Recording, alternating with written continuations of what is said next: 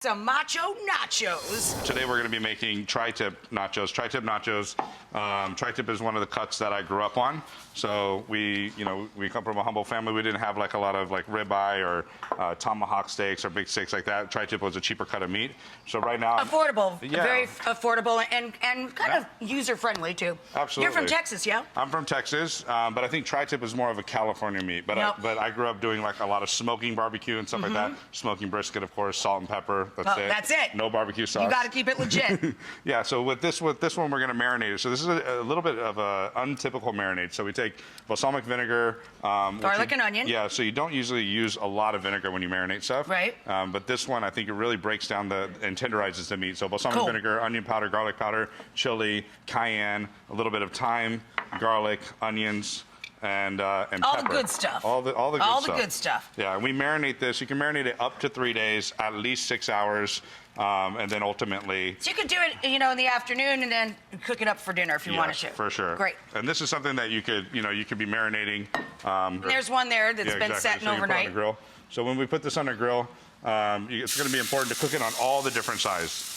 So that's one of the biggest things for me is cooking it on the different sides. So as we're cooking this, we're rotating it. It's not just the top and the bottom. Color equals flavor in food. Exactly. So you want to get a good caramelization of those sugars all over your protein. 100%. And that balsamic vinegar in there and that onion and garlic chars on. You can see it's like charring on top of this tri-tip. So it's something that's going to impart a lot of different flavor. So the next step is we're going to dice it up. So you could technically do this the day before, dice it up and make your nachos. But we're just going to dice it up into small pieces. Oh, that piece doesn't look too good. I don't know. Tri-tip is a cut of meat. Oh, it's terrible, Chef. Oh. Tri-tip is a cut of meat that you want to make sure that you're cooking it at least to like a medium because it needs to break down. Otherwise, it gets really, really chewy. So we're going to dice that up a little bit, and then we're going to make our nachos.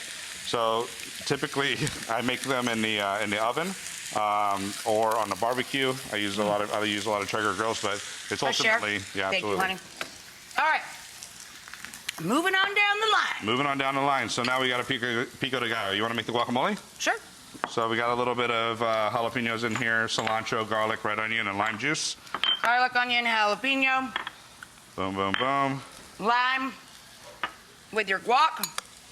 Awesome. Smells great. All right. We're gonna take our nachos from the oven here. Not your average nachos. No.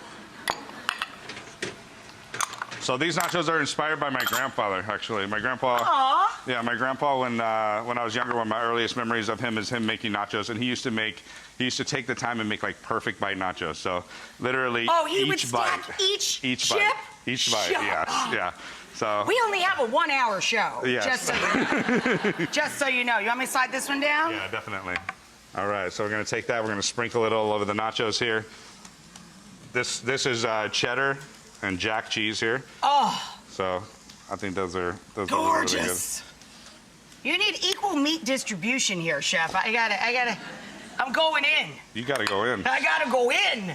Smell that tri-tip. Smells so good, right? Oh my God! The smell is just extraordinary. So good, so simple.